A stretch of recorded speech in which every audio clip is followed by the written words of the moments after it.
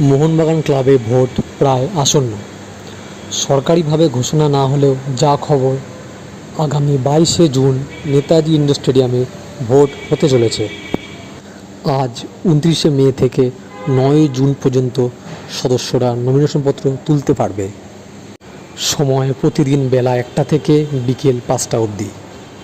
যা খবর, আজ কিছু সদস্য নমিনেশনপত্র তুলেছে। এরপর 11ই জুন থেকে নমিনেশনপত্র যাচাই শুরু হবে এবং যাচাই শেষ হওয়ার 48 ঘন্টার মধ্যে প্রার্থী পদ প্রত্যাহারের সুযোগ থাকবে।